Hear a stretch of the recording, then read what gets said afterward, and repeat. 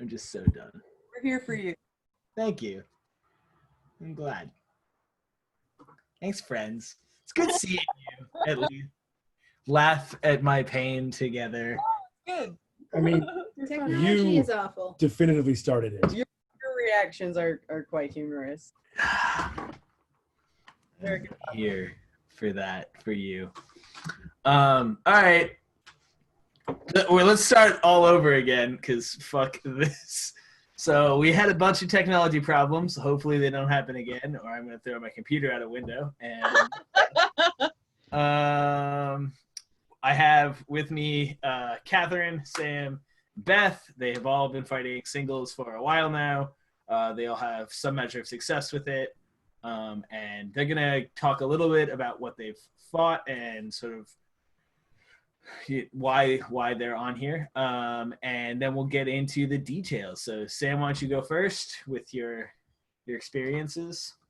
As far as just like the league championships, I was the American longsword duelist at the last two BOTNs and would have been at IMCF this year had it not been canceled. You're still there. We see you. Yeah. Definitely fun. Yeah. The last two BOTNs, I got that, and then I would have been at IMCF this May, except that yeah, the gods don't want you to win an IMCF. That's the real truth. They're scared. That's what COVID was about. because first they gave me 6 more months to train, now they're giving me another year to train. I'm gonna knock some dicks in the dust, maybe someday. Next one's in Poland, right? Poland, yeah. Other than an airport layover, I've never been to Poland. Yeah. I would like I'm gonna try and prevent you from going. No offense. Awesome. You're like my favorite person to fight in the entire sport. So bring it on. Do your worst, sir. You're very bouncy. You're very bouncy. I am. I also duck. I guess that's part of the bounce. Yeah. Low and you then do. really high. It's impressive.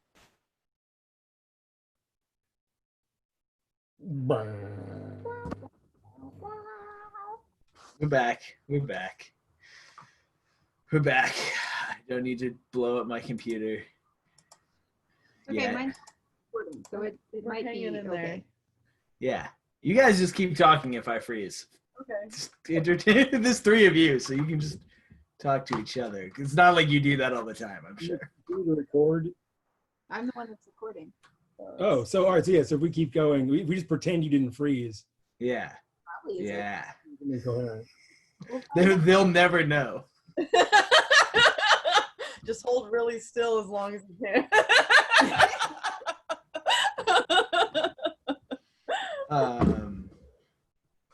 Kathryn, Beth, one of you want to talk about your experiences? So I found steel fighting in 2017 when I was finishing the end of my paramedic school. I did my first national was out in Philadelphia. I don't remember what year it was. It might have been 2018. And because of my knee injury, I think I only got second in sword and shield and sword and buckler. And I didn't fight longsword at that point in time. For when I got involved in the H&B duels, my very first Battle of the Nations I was involved in, I was the sword and shield representative for the US. I made it out of my bracket, but I didn't place or medal at that Pretty sure point you in were time. sword and buckler. Sword and buckler, that's what, oh, I said sword and shield Yeah, you were again. sword I'm and sorry. buckler. I was sword and buckler and Italy for Battle of the Nations.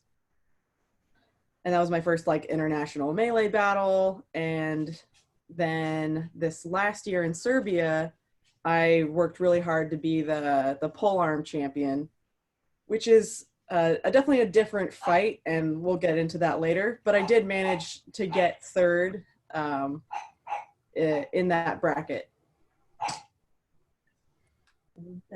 Okay. Yeah, I've been okay. So I started like armored steel fighting 2018.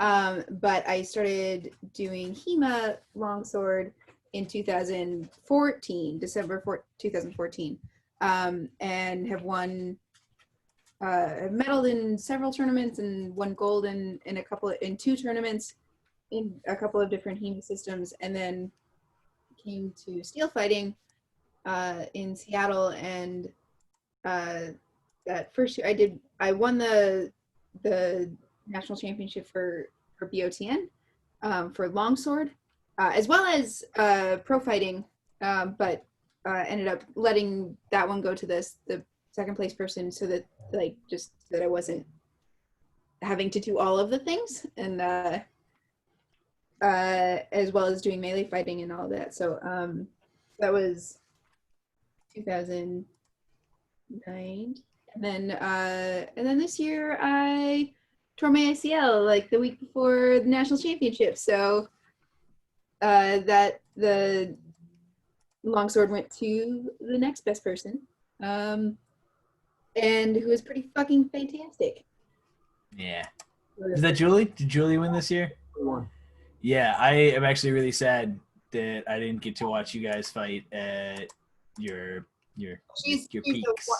So much fun to fight. I got to fight her a whole bunch when we went to Ireland. She came with us, and we had some really excellent fights, and she was definitely a big challenge and really a delight to play with. She's got a lot of MMA history, and so it's definitely carried over real well. Yeah.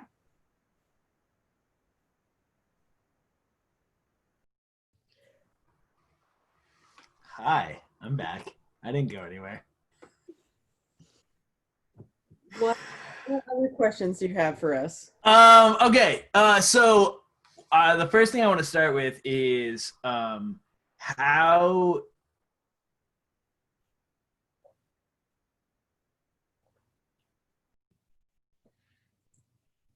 as if you were there and listening. Hey, you guys are back, and so God. No. Okay. I was saying, how have you guys sort of approached the pressure of fighting on the national stage to get there, and then the international stage, which is kind of you get that first step done, and then there's this whole nother ramp up. Oh, hey, we just started. So how do you deal with the headspace? Because it's You want to go first? Fuck me. Oh, hey, you're back. It doesn't really get to me. I have shit to do every day. Sometimes it's go to the DMV. Sometimes it's go fight. I drink way more pre-workout when it's fight than when it's go to the DMV, because it's a bad place to be antsy. But, so really, you don't have to hype yourself at all. It's just a fucking another day for you. No, nothing. I've been preparing for it for so long that it's a perpetual state of readiness. Okay, so yeah, let's talk about it. I want 2 nights before, whatever, when I want to have breakfast that day, so it's digested and metabolized. When do I want to have caffeine? When do I want to have food? When. But it's metabolic timing. My headspace is Also, strategically arriving before the match to steal the best seat and best shade, and to set up a flag and to look cool as fuck and have lots of support. I don't do any of that stuff. Wait, I don't think about any of that stuff. Is looking cool as fuck. I just walk in there with my sword and sit down. Yeah.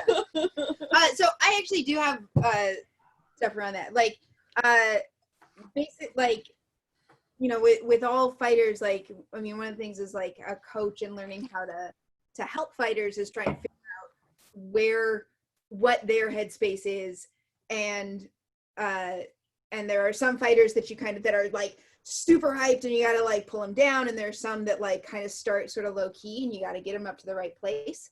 I'm sort of the latter, and I definitely need to find the exact appropriate amount of hype, and it's been interesting over the years of competing and like figuring that out, and that it's kind of like maybe like 1 or 2 rounds of like doing stuff with swords, and then like slap boxing is the thing for me that like really helps, because it gets me in this like fighty space, but I'm not like hyper fixating on sword stuff.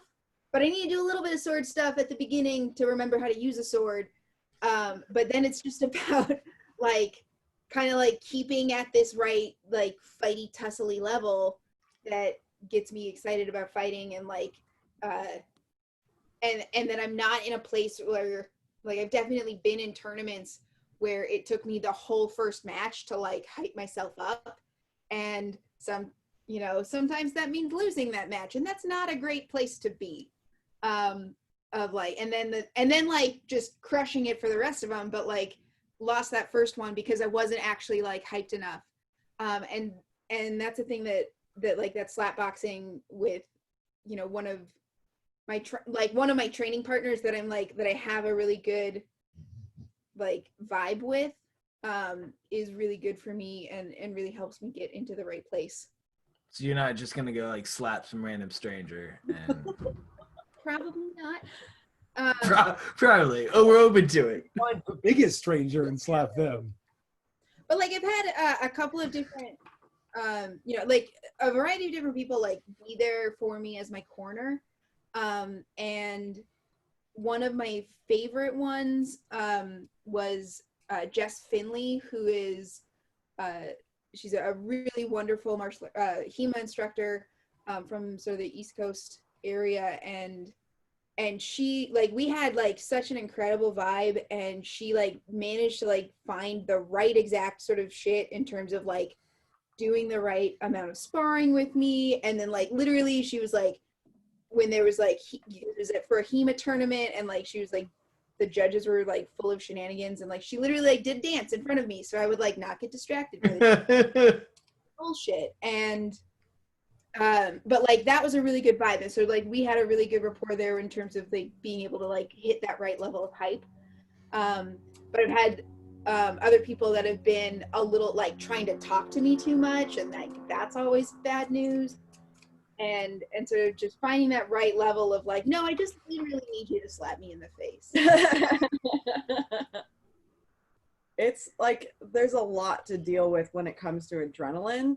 Like I've definitely found that first round is always the sloppiest, unless like with Beth, like for me personally, like to get a couple of like passes back and forth to kind of get back in that headspace of fighting. It is like, I don't know if like recalibrating is the good word for it, but sort of just shaking up and using off that initial like rush of adrenaline, so you're like clear, focused, and able to like respond to what's actually happening in the fight. I feel like I'm fortunate that like through my military experience and like working through 911, my reaction to that adrenaline response probably isn't as drastic as other people who aren't used to that sensation. So I feel like that's one of the things that helps me have a cooler head when I'm fighting. And then like there's definitely like a whole ritual like beforehand of like fighting for the whole day of like the like for me, like specifically, like I can't eat at all before like a competition day. Like you think, you need energy, you got to do what you got to do, and it's just like the whole adrenaline response is like, nope, you're not gonna eat today, you're just gonna drink pickle juice and 5-hour energies. Like that's pretty much it. So wait, so you don't eat the day of or the day before? The day before I can. It's when I wake up the morning of, like, hey, Okay. fight and win today. I can't eat anything. I mean, that kind of goes into the, unless you have a point you want to bring up. My go-to is chocolate Odwalla protein shakes. I drink all day long, and then when we're done, like I want the biggest giantest hamburger.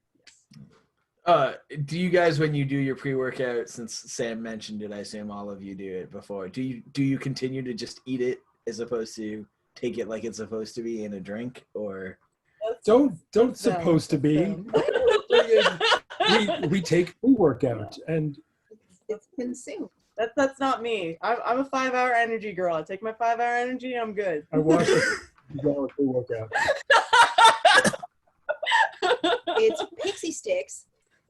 grown-ups. It makes your tongue turn blue, and it increases your fighting ability. It's happy dust. That is not what happy dust is, and you, sir, know that. No idea what you're talking about. You definitely weren't in New York for the 90s, the 2000s, or actually, were you in New York for the 2010s? Yes, you were. Yeah, 6 of them. So yeah, but the next thing I wanted to talk about is kind of like that if you're not waking up when you're not eating that day, so you're not getting the calories, and like it kind of goes into the point of fighting internationally is usually a whole day or 2-day even thing. I mean, it depends on the tournament. I'm not exactly sure how Botten does it. And IMCF always seems to do it. Sorry, what? The entire singles tournament is in one block on one. Okay. Day. It's over 2 hours. And they don't do like the championships on the last day. Well, that's nice. Long third is from noon until 4 on Saturday. Oh, okay. That's prime time. That's when 5-on-5 is. It's like at fucking 8 a.m. on sure. Right. Yeah. So Botten at least is nice, and then you guys might not have insight into this then, but like IMCF, it's like a whole day, and then if you bracket, you usually have to do it on the last day. Sometimes they fuck around with it because they don't know what they're. What? I remember that from the IMCF I went to. I wasn't a duelist. Yeah, and that's been a thing that some of the national tournaments here have done. I don't know. So if you guys haven't had to deal with like the whole day tournament, or have you? And if you have, how do you deal with staying fucking hyped for 8 hours? Look at all the American tournaments that I have fought singles in, I've also fought melee. Yeah. I know how to maintenance it. Like I know. Like, yeah, but like, what does that mean? Well, if I've got a 2-hour block, I don't care how fucking hyper I am. That's what I'm going to eat. Okay. To have it digested in 2 hours, I will make myself eat actual food with multiple food groups, protein and starch. Not vegetables, say, or fruit. Yeah, like I mean, fruit maybe for the sugar, but yeah, like vegetables. Pickles are a vegetable. Pickles are vegetables. Breaks in the middle of a tournament, vegetables are not the highest priority. They are very good for you. Fiber is important. Vitamin But you know what it is, man. Like you go to like a national tournament where you're fighting singles and melee. Yeah, you're gonna burn 3,000 calories that day. Yeah. But like also, it's not just about like I do want to keep talking about the food intake, but also like how do you keep hype, right? So like what? I gotta come and go in waves. If I have a 2-hour block, I calm down. Yeah, you don't want to like exhaust yourself on it. Like being able to kind of like draw on like reserve. It's almost like a meditation state, and then like bring it back out again. And for me, it depends on the thing. Like, I mean, there was the tournament that I did in New York for Fectia, which is a women's HEMA tournament. Like, there was a lot of shenanigans in terms of just of like ups and downs of all of the things they were trying to do in the one day. And I started a dance party at one point. Because like as you do. Yeah, because we didn't know what was going on. And we didn't have like good information in terms of timeline. So it was like, okay, I don't know, like the best way that I can manage this is to just stay up. And so let's have a dance party. Like you don't want to get your muscles to get cold. Like you got to stay like warm and loose. What I think is interesting. So I've run a marathon back in the Navy, and training for that, you use the goop packets. I don't know if you've heard of those. I have. They're gross. There's like candy. There's so much sugar. Yeah, it's gross. It's simple syrup. You're just putting simple syrup in your mouth. It's that quick pickup that literally your brain and your body needs that it's going to use in the next little bit. And so like when Sam started giving those to me like before matches, it was literally the perfect thing to sort of keep that endurance going. because it's so easy to digest. Your body can use it right away. It's excellent fuel. Things like fruit, simple sugars are great for keeping up that level of endurance. So about do you guys have rituals that you do to keep up or calm down? Because you said like you can't stay hyped the whole time, so you have to. You mentioned a meditative state. I assume you don't have a dance party every time, Beth, but you know, or maybe you do. All right. Okay. So for me, like, I mean, the whole thing about singles is doing it by yourself. And I'm prepared to do it without any help whatsoever. Like, I like to have one other person just to help me carry some shit down to the list. So I'm not like it sounds dumb, but like, let's say you're at somewhere big like Boston and you have to walk 200 yards, carrying your helmet that whole way will exhaust your arm. So like having like a wheelbarrow or something is kind of dope, but I'm fully prepared to do the whole thing by myself. I can put on my whole kit by myself. Like it's all super internal for me. The ritual is internal. The entire process is really, really internal. Like the entire process of fighting a singles tournament, like I regulate my own caloric intake. I regulate my caffeine intake. I like know when I need to eat or when I need to like get super hyper. And especially with BOTN, where the singles format is 1 92nd round, like you can't learn from the fight and fight the guy differently next time. You fought him once, that's it. So it's like you got to just have the A fight for that one fight. Sometimes it's helpful to have, like for the IMCF format, if you have a corner person who's not fighting and can be analytical, like, yeah, he always throws that shot when he sidesteps that way. You might not have caught in the moment, or with the narrow field of vision of the helmets. That can come in handy for a tournament format where you get multiple rounds. But generally speaking, you can't really adjust like what has been deeply ingrained by months and years of training in a 60-second rest. And I basically figure like, I mean, it's the same as I saw as a musician for 20 years. Like you practice, and then when you perform, the practicing does its job. Like I got to the tournament by practicing all the time, and that day you let the practicing take over. Like I don't overthink it. I don't overthink any of it. I know what I have to do. And for the minute or the minute and a half that I'm in the ring, my body knows what to do. And I just let it do it. So I guess the ritual is like when I let there be internal or external stimulus or input, and the time when like no one talk, it's like for my hand. Please leave me alone. I'm fighting now. Yes. So wait, are you like a dick all day during fights? God, I hope not. He's just kind of quiet, Okay. very focused. Okay.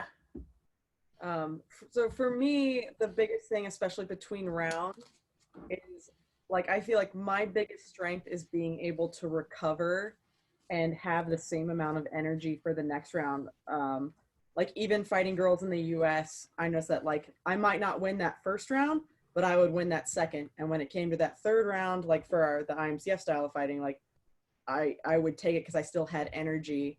And the way I made sure I had that was that like making sure I'm breathing, like between the matches, like I'm taking as much of a load off as I can. I'm either sitting or I'm leaning on, the fence, like I'm opening up my helmet, like getting as much air as I can, getting water if I can, like to really just like reset back the clock. Because there's so many ways that you can like continually like just exhaust yourself. And so like for me, I definitely just try to like rest as much between rounds as possible. And like feedback is good during a match. We've had a really awesome lecture from a doctor, Andrew Somalia, we know down here is a doctor who has an excellent lecture on the science of learning, where positive feedback is best, negative feedback is better than no feedback. And it's interesting because the things you shout at a person, like negative feedback is worse than no feedback. Really? Yes. Yeah, because that gets into their head. Don't tell someone they're fucking up on game day. Negative. Wait. Don't tell generally people who are fucking up. Please tell me if I'm fucking up on game day. You can check with Andrew. Like any feedback is better than no feedback. And like That's definitely we can talk about this later. Especially I know we're not in the coaching. Like for me, like my fucking best round I had was with Beth in my corner, and basically it was like all I asked her to do is like, hey, for pole arm, we have these like lines that mark the limits of how far back we can step. And I was like, I just need you to shout at me to move forward when I'm back there, so that I don't stick back there and get like points docked off me. And just having these simple words, simple commands keyed in only to her voice, like really helped set me for success, set me up for success. And like like taking the preparation to find yourself a good corner beforehand really helps. Someone that's not going to overload you with information, because you really can't retain it at that point in time. It's like you'll be able to do it in practice, but it's not going to sink in. It's actually kind of funny because you can throw people off on purpose by giving them too much advice. Like, you know, take that information as you will for, you know, your opponents. But, just yell advice at them. Here's how you beat me. 1,000 words. The time we were fighting Steel at Penzic, like Kat came up and told me that that my sideburns were uneven before I fought you. I'm like, we had to shave like with a like a bicycle mirror in a you know in a building, like in the shower house. Like, all right, maybe they are. I don't know. Beth, if you want to go over more of like your ritual stuff that you do. Well, there's like, so for me, like my sort of whole experience of like getting into fighting and getting into, you know, just martial arts in general, and then doing competition fighting, is that it's, you know, it, even though it is a singles, like you're executing the thing as an individual, it is still a team sport. And the team is what gets you there.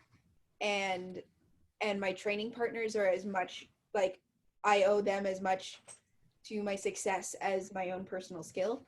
And my corner has a huge part of that, and knowing how to talk to your corner, and also informing them about what works for you, and the kind of feedback that you need to hear in the match. And you know, like I have learned, like I have refined this for myself, based on doing multiple competitions, but also in getting to corner for my other training partners, and like thinking about and learning and experiencing what really works for them. And like I have one friend that like I cornered for him at a tournament, and he for Mitchell, and he is like a golden retriever, and like he's the like most, he's super energetic and super like so nice and so like all of these like incredibly endearing qualities. But then like when he gets into like fight time, it gets really interesting, because if you tell him he's doing a good job, he will find 6 different reasons, like in the 30 seconds between rounds, to tell you why you were wrong for telling him that he did a good job.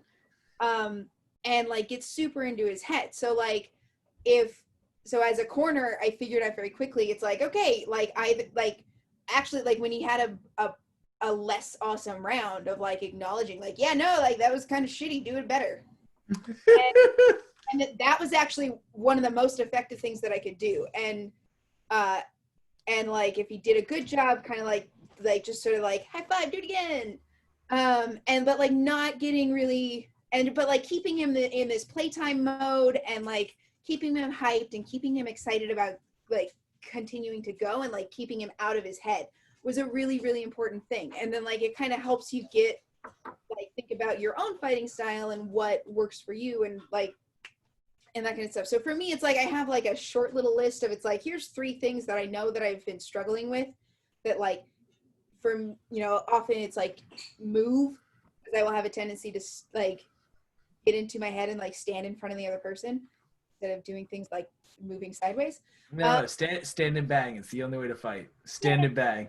But like, so that's like, there's a couple of, you know, phrases that are like 1 to 2 words that it's like, these are the things you can tell me to do in the match, and this is the kind of feedback that I want in between, like in between rounds. and it's probably not very much. And it's like, unless you have like the most brilliant insight that you can contain in 5 words, keep it to yourself. Yeah. Yap 'em and clap 'em.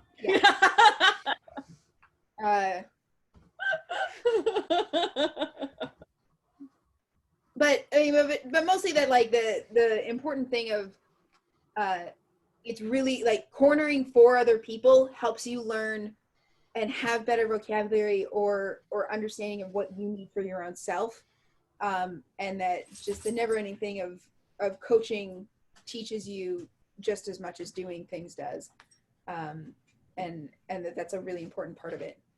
Sure. So it sounds like none of y'all are much into like the sort of superstitious baseball style ritual. Sam mostly just wants to be left alone. Well, I don't know what the baseball style ritual is. Like always, put that hat on backwards, always wear the same underwear, like literally the same underwear. Chew a stick of gum 30 times and then spit it out. Like they have all sorts of dumb rituals. Like what I'm saying, I have stuff like that, but it's all within my mind. Like it's not really physically manifested. I don't understand what that means though. So I can explain. So in the movie Dumbo, a travesty of American entertainment, the magic feather tricked him into doing all right.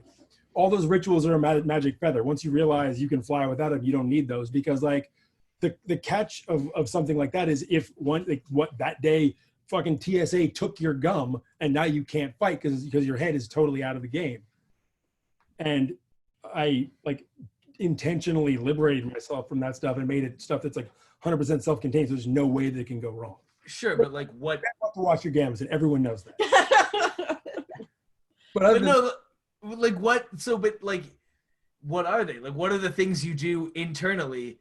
Then, So, like, one day he didn't ask me to. I drove back to the hotel and got his feathers for his helmet because he didn't have the plumes for his that was helmet. really sweet. I really appreciate that. Feathers are really important. they are.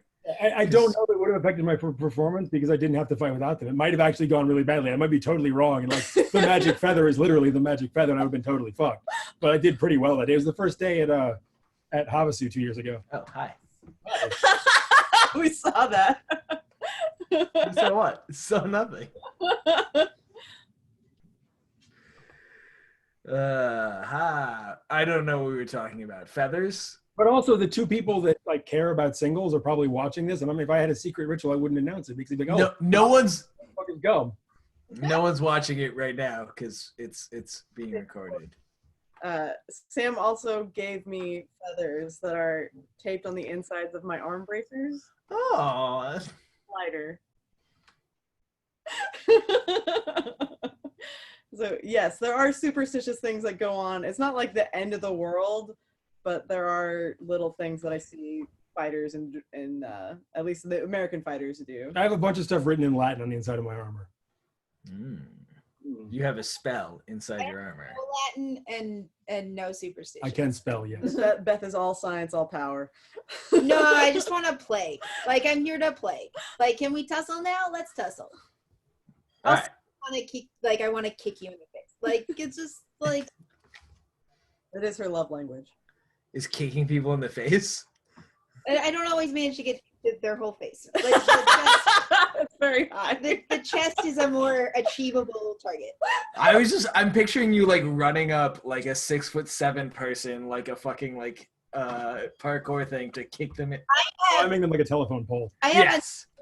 a couple of people that their very favorite memory of me is when I tried to headbutt a like 6'5" person in a HEMA fight, because I I will jump to hit you with my face. Were you just trying to give them a nose boop? An aggressive, angry nose boop. But yes. Which is especially wonderful because her current visor is super pointy, so it's great.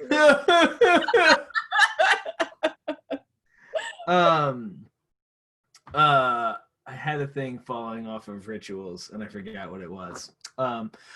We talked about corners a little bit. So Beth, you said that you clearly felt it's important to be a corner to learn how, but what about Sam, Kathryn, your thoughts on that? On having to be a corner to sort of like improve your own fighting? Do you agree, disagree, have zero thoughts whatsoever?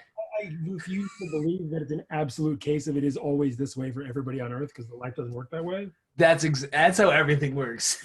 Clearly, we are all one person with the same things. In my case, Beth has to be right unless she's lying. We're all wrong. I mean, Yes. for me, I guess my experience has always been that, like, realizing that when there have been people to support me, I've definitely done better, and wanting to be there to support them. And even if I'm not saying anything, being there to give them water, like ask them if they need anything, be there to adjust a buckle or something. Like, if you're not doing anything and you're able to jump over and help the people doing singles, like, it goes so far. Like, it really makes a difference. And like, I definitely like would recommend it for newbies or even people that watch it, that like, if to make sure that someone that's a duelist, that they have somebody. Like, you obviously don't want 10 people there in the quarter, but I've definitely like seen people who are kind of like left out to the wolves, and nobody deserves that. Okay, so yes, now I've got a better answer, because jumping off that, that's really true. So yes, it is very important to learn how to be that person's corner. And like what that means is keep everyone else from like yelling advice at them. Like, one person gets to talk. The person fighting gets to stay when they want feedback, and the one person in the corner gets to talk to them. And it's really, really good to have that one person that you trust to fix your armor when you have 60 seconds to do it. And you can't look at the back of your own shoulder, and someone's got to fix something or they're going to kick you out.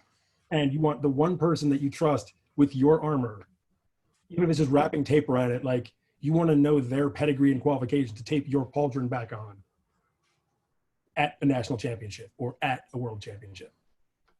And being, yes, I do think it is universally helpful, because we are all one, to be good at helping at least one person. Okay. It might not make you a better fighter, but it'll make you a better teammate. Yeah. And then, like, one other thing, just like in terms of the advice for corners, is that less talking will always be better than more talking. I have literally watched a fight, like, I was at a tournament and I watched this person do a fucked up job of cornering for this kid, and he just kept talking and talking and talking in between every round, and I watched the kid every match like get worse and worse and worse every round. And that, like, talking at someone and like, explaining to them all the things that they're doing wrong is just like, that's how you ruin a fighter. So Yeah.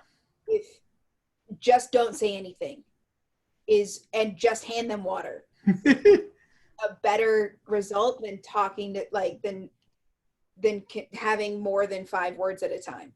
You're not going to learn anything new the day of. Like, your level of preparation, like, it's peaked there, then like, you just got to hope that it pays off, and really like rely on that and make sure you've done the work and homework beforehand.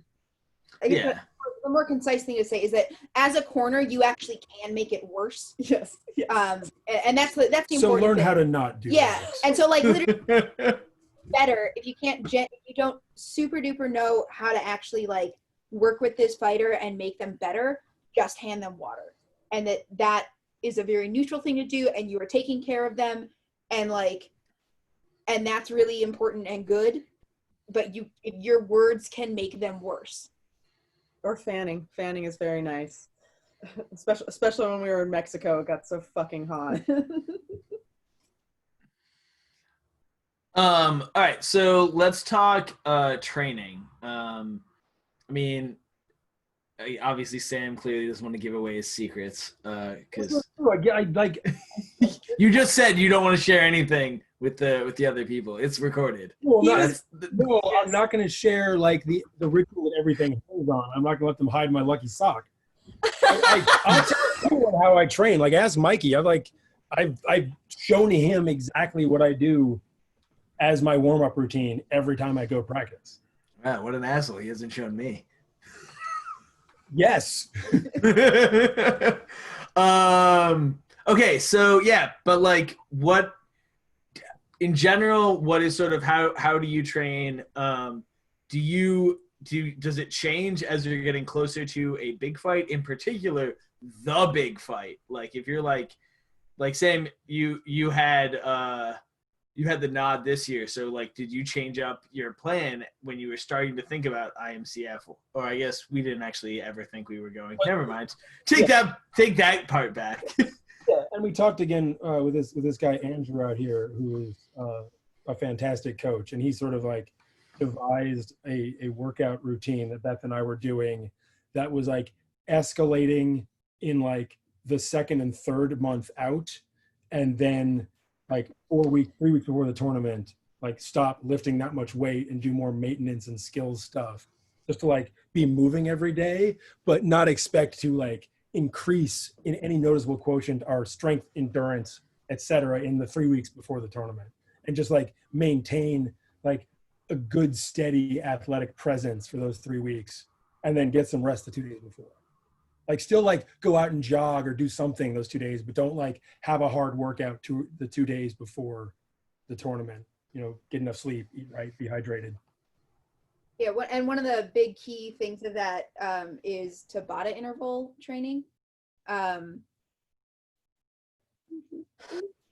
then you fly to Europe and don't sleep for 2.5 days on the plane. Yeah. And you just like don't know where you are, and you fight, and your body thinks it's 2 o'clock in the morning, and you just hope you're good. Yeah, but I mean, kind of to Kathryn's point earlier of, you know, that having more gas in the tank is always a really stellar strategy.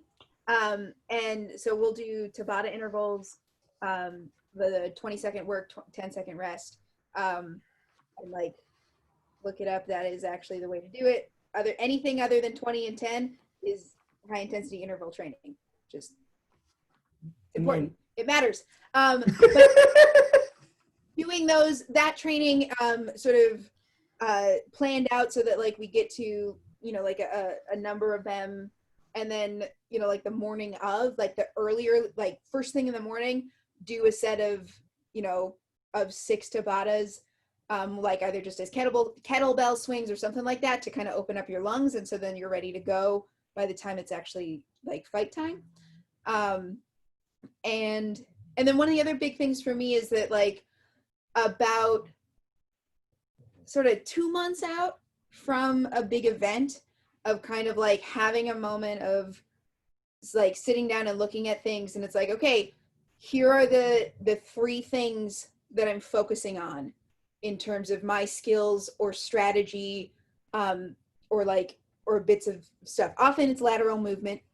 That's been the top thing on my list forever.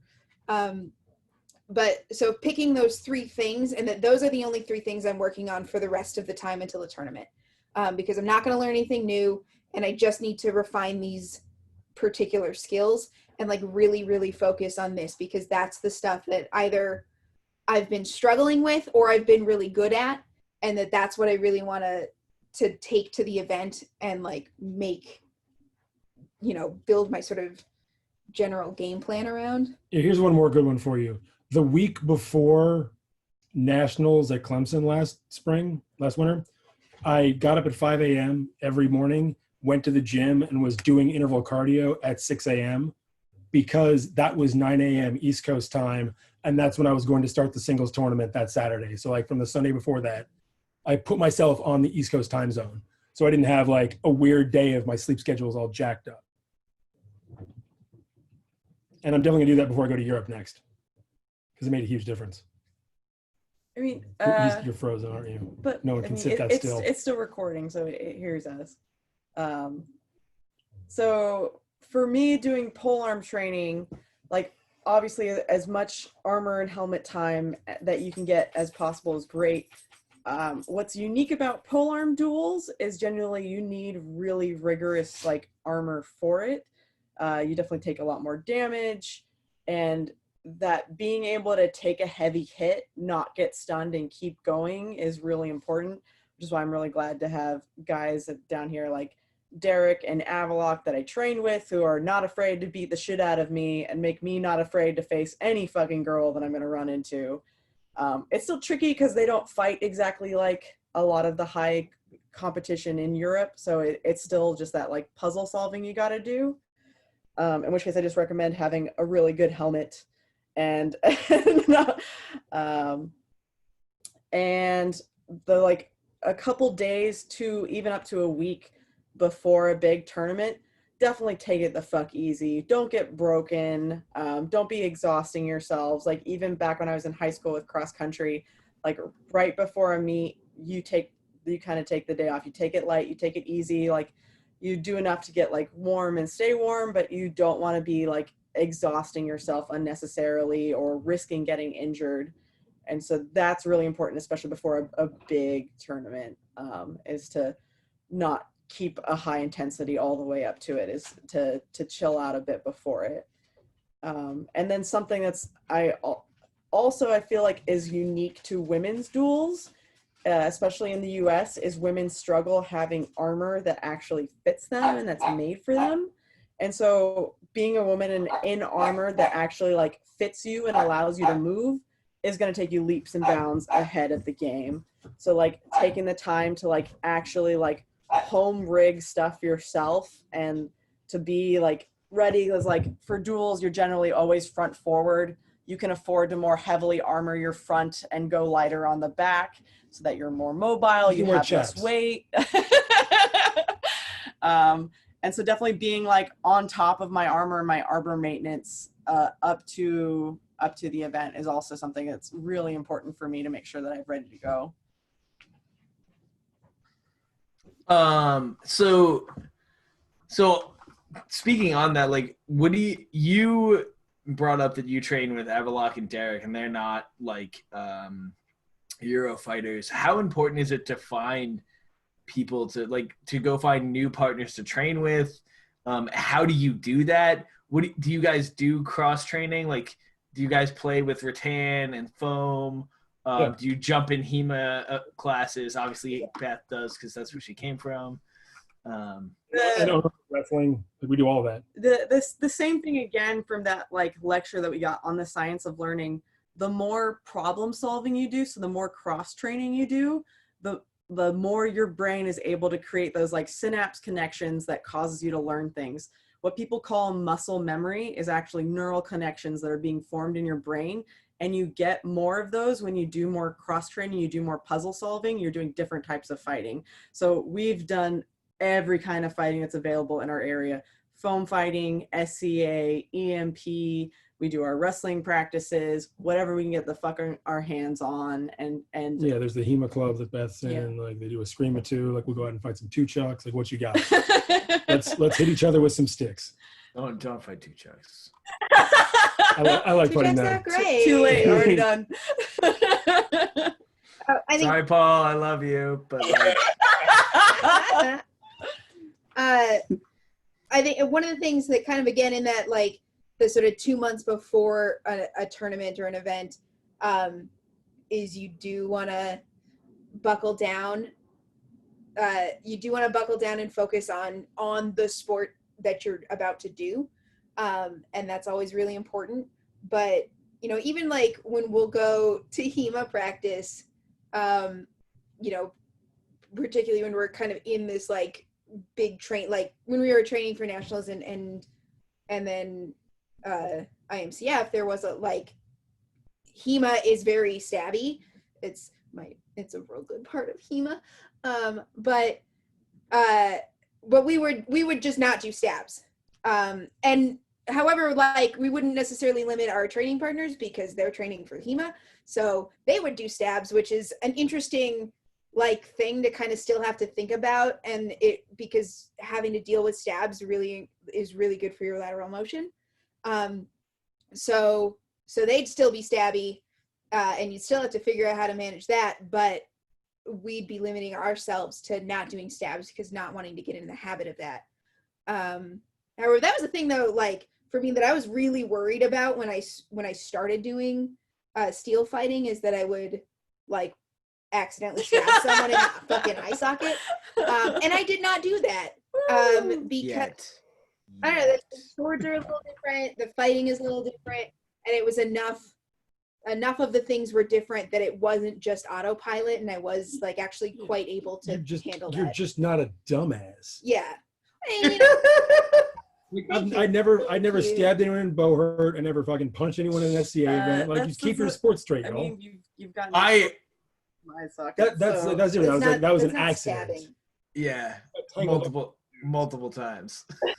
Some of those dudes, it was their But fault. Trying to cross.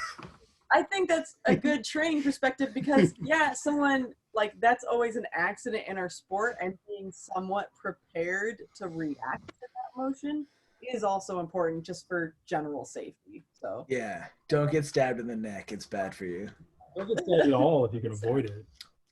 But particularly don't get stabbed in the neck. Like, you got armor pretty much everywhere else, and no one wears a gorget. you don't wear a gorget? No one wears a gorget. I wear a gorget. This is lies. No one wears them. They're not real. I'm a paramedic. I protect my fucking cervical spine. Look, Wu-Tang said protect.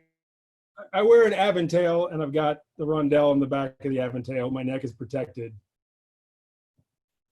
No one's hitting me in the back of the neck in longsword. What does Wu-Tang say? Protect your neck. Protect your neck, but they didn't mean it like that. What the fucking? I wanted him to finish saying it. Yeah, it was a good line. It was a good line, but it was wasted. My car's taped deck right now. I don't know. Dustin punched me in the neck once last on Saturday, and like hit me in the back of the neck twice. So clearly you don't need gorgets. Were you wearing a nasal? No, I was wearing the really shitty looking that has no protection Oh, good. wolf rib. Oh my god. Yeah, and it went up. It was on my throat, like on my throat. Not a big fist. Were you just like looking at the ceiling? Like, No, so I don't know if you ever had this in EMP or the SCA, but you know how like when you stab someone with a chest piece and if they're rolling back. Yeah. So his shield did that, and like I was on the rail, so it just kind of like bent me back, and I'm like, oh, that's a shield on my neck. Cool. I was picturing like his full fist. Yeah, that will definitely fit up there, and that sounds really unpleasant. Yeah, I'm just saying, like, clearly you don't need gorgets. I've been. The answer Just that is literally the opposite. Clearly you need gorgets. No, because I survived. I have an excellent. You haven't been punched by Colin yet. I have a really good safety feature in my helmet where I can't really see out the eye slots right if my chin isn't tucked. So my neck is pretty safe by my own visor because the angle of the oculars. Like, whoop. Yeah, I have that too. I just don't look. You can lead a horse to water. Man. I wear a gorget for melees. Yeah. Oh man. Okay. So speaking of safety and wearing armor, how often do you guys do hard like full armor, full go, let's fuck each other up training?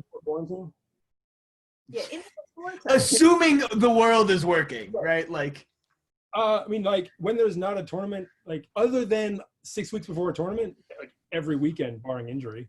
oh wow. Now, a lot of times we'll do it with rattan, which arguably hurts worse. But like honestly, like if your kit's all right, you're not gonna get hurt doing it with longsword unless you like weirdly catch a finger wrong or get stabbed in the eye. But like generally speaking, like yeah, Beth and I would fight longsword every weekend. Yeah, so we have a rattan practice that we like every Sunday that we go to, and then we would frequently, like because we wear our full Bohurt kit for rattan fighting. Because why would you train in anything less? Because it sucks. Yeah. I think once a week doing a fighting practice is really important. Doing the helmet time, making sure your armor is still functioning and that everything still moves. I would not recommend doing that multiple times a week. Like we do a bunch of either soft kit or no kit practices, either like wrestling or like soft kit sparring during the week before we get to the full kit. And I'm really bad at throttling, so I can't help but go full fucking, off the wall. I'm very fortunate to have training partners who will either scale to my level, or if I ask them to go at a harder intensity, will go full out, especially if I'm just going for time. It's hugely important if you're training for a timed match to train for longer than the actual time that you are fighting for. Like doing the 90-second rounds for Battle of the Nations, like when we were doing the IMCF ones, it was cakewalk. It was so easy. We're like, geez, this is a huge break we're getting. Like it felt so easy. So I definitely recommend, like, and now I've worked up, I'm training for pro fights because it's an even longer time of a round to be even more ready for the dual rounds of 90 seconds.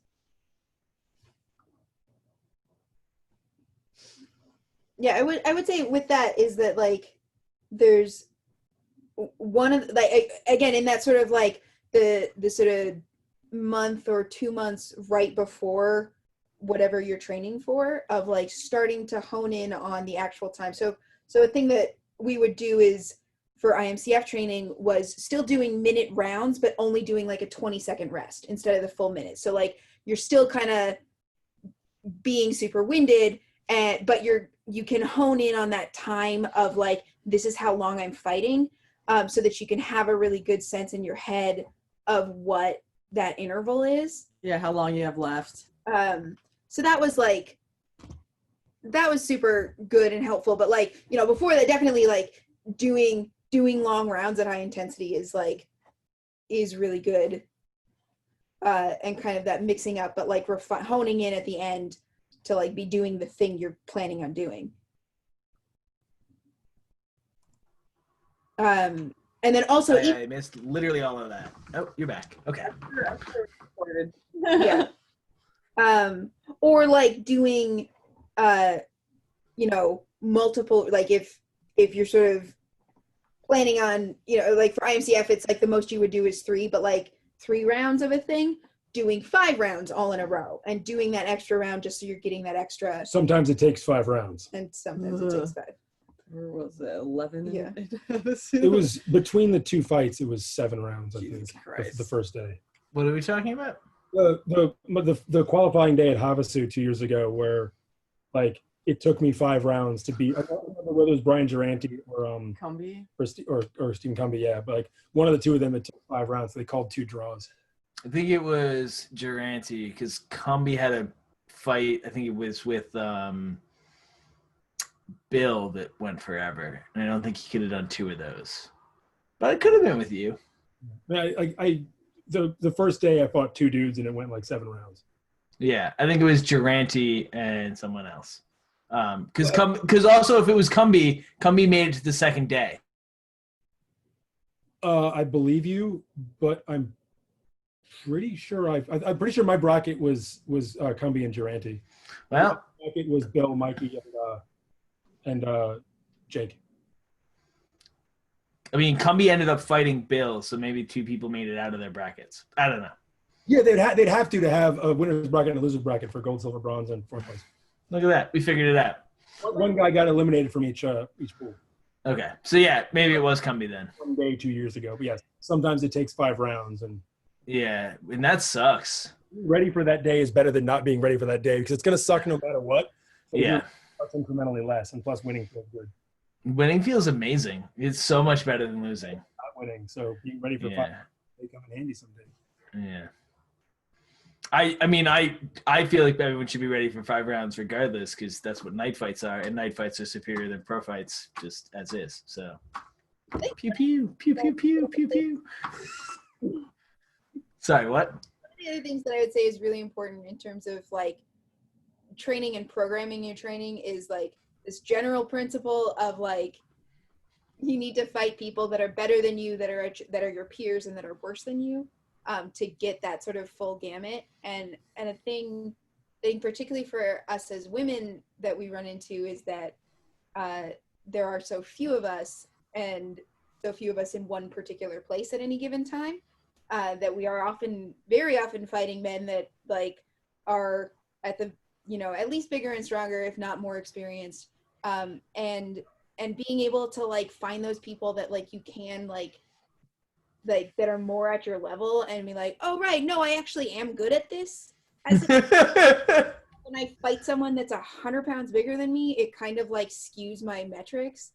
Like the angles change, like depending on how much Yeah. taller they are than you. I like it definitely, like Beth, when you got here is one of the times that I started getting incrementally better was because I had a better gauge of someone that height to fight and how to react to that.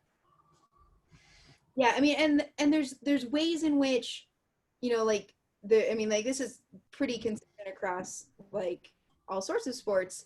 That men's sports tends to rely a little more on power, and women's sports tend to rely more on agility and speed because like there just isn't as much power to put forth. So like let's just be faster and springier. And that was the thing, you know, when we were in Ireland and I got to fight Laura in all the things, but in particular when I fought her in polearm. It was a little bit of a different format, so I wasn't used to using the butt strikes with the pole arms, but it was just this windmill of shenanigans. It was just like, hey, okay, I hit you once, I hit you, and then she hit me 3 more times. But not only was it a slightly different format than I was used to, but like the guys when I'm fighting guys with pole arms, they're fighting more for power and less for that like volume of hit. And so being able to fight those different people and like get those, you know, different fighting styles is really important and really changes the game and makes you think about different things. Speaking on that, do you guys ask people to try and fight like specific fighters? Every once in a while, most fighters either can't do that or they can't do that because they have too much ego. But yes, I've done that. I've absolutely done that. Like, can you do this, this, and this? I want to try fighting against this, this, and this. Yeah. Okay. The biggest difference, I think, for especially like American versus like Eastern European fighting, it is obviously sword and shield is very different for them for the majority of U.S. fighters, except for Shoshana, who's definitely like adopted their style. And I have in the past asked people to fight in that style, but generally we don't like to do that because we think it is worse on your shoulders long term. And so we try to fight. It's not as like energy efficient, but it's better. What we believe to be better for longevity is fighting like with your sword and your shield, like sword and shield back instead of forward in that A-frame, which is great for being really quick and on the jump, but is what we believe to be very taxing on your shoulders. Would make sense since they all have shoulder issues. More so your elbows. But none of us compete sword and shield right now, so it's the most noticeable. Talk to someone else. It's the most noticeable in sword and shield, like the longsword style. Like there's like some differences, but they're more in like the guard you take. Like once you're fighting, it's not as different from fighting Americans. It's just about how good they are. Like they're like the Eastern European duelists are just really, really good. Like demonstrably better than our best duelists have been. Well, I mean, they keep winning, so yes. You can't tell someone I need you to fight like X duelist beyond both of our skill levels. Like one thing that we'll do, like we have a HEMA sort of drill, but like I mean we'll do it in our HEMA practices where I made this little like sort of deck of cards that have all these prompts on them, like limb hunter or suicidal or like heavy. They're secondary objectives from Warhammer. Or if you know, like Zwerchikopter, which is a very specific German HEMA thing. So basically all of these prompts that it's like, here's this one thing that you're focusing on. And, you know, trying to close or trying to run away or trying to grapple are a few of the other ones. And so it's like, we'll give everyone a card and everyone is trying to focus on this one thing.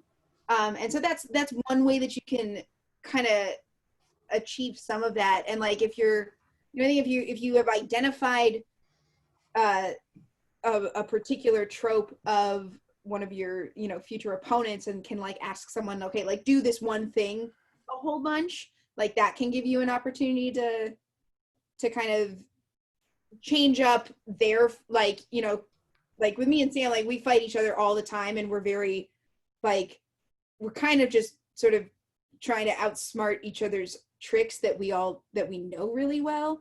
So it gets kind of weird, but it's like if you're having this like external prompt, that is like, do this one thing, and then it creates these new problem solving skills for you, or problem solving opportunities. And so like I think that can be a really, really useful tool to try to like help make your training partners a little more like a little less predictable than what you're used to, because you've been working with them for months or years. Yeah, I definitely, that's a big sort of tactic that I try to use and ask that the people I train with, basically Kat. I ask Kat to do it. I don't ask anyone else. Yeah, that is Wiggins ambidextrous, so I get him to fight me left-handed periodically to like. Nice. Because the difference between left-handed and right-handed and longsword is subtle but significant. It's very significant. Hand switch is so good.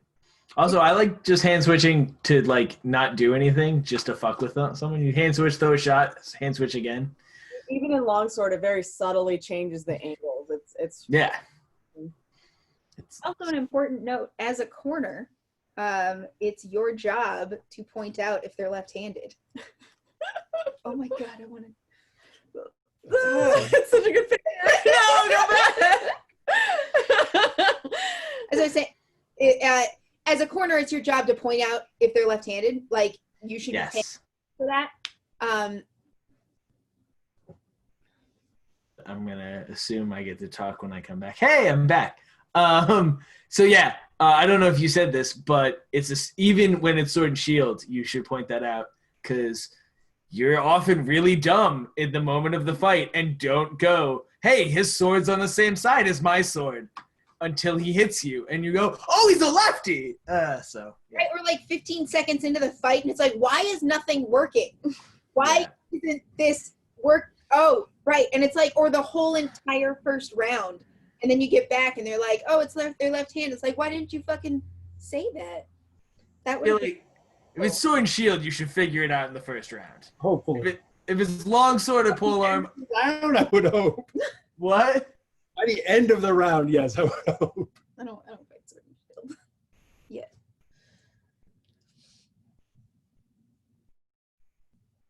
Oh, Rico.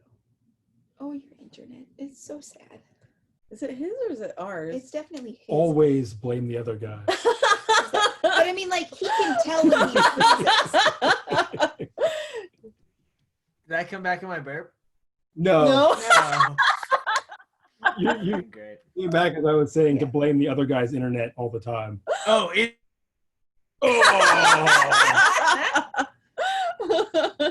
I do definitely think it's his, because he keeps knowing when he freezes, because he makes like the sad faces. I don't know. We know it too. We're just giggling about it. Right, but like, I don't know. I could be wrong. We've just like Maybe that's deep in our souls relinquished culpability for it, and that's why we're laughing and he's upset. Definitely assuming it's his fault. No, this could be the big one. This could be the timing. Oh, wait. Ooh. Look, there he is. Hello. Hello. Yeah, so I don't know what's going on with my internet. It's terrible, and apparently I should stop streaming because Because of that. We know you're trying. It's not your fault. The jump cuts are so It's getting worse it's too. really getting- yeah. I think it's time. I think the internet says it's time. It's probably time to call it. yeah. Thank you guys for being on. It was great. Anytime, dude. Yeah, if you ever want to do a part 2, I'm down. I'll give different answers to the same questions if you want to do this again.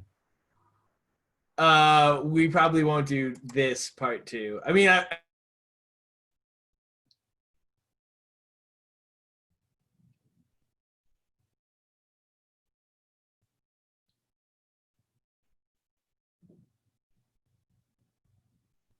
Been really good. Yeah. It's still recording. We can talk. Yeah. I'm Beth Any- Hammer. any this less- is, this yeah. is Sam. At Killer Cat Miller on Instagram. I have more stuff I want to say to Ringo. So- Oh, hey, so basically what I'm saying is, dude, that we love you and we'll help you do your thing. If you want to ask us more questions any other time, you need like someone to say some stuff about some Bohurt, we are your dude. Yeah. Dude. Twitch, YouTube, whatever. We'll do it. All the stuff.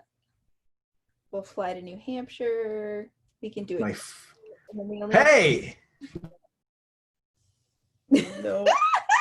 Oh, it's so bad. I mean,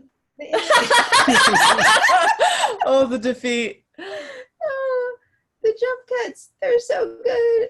All right, we love you, Ringo. I'm gonna end this so you don't have to go through We're this going to put this out of anymore. your misery. Do we press stop video to stop recording or end? And End.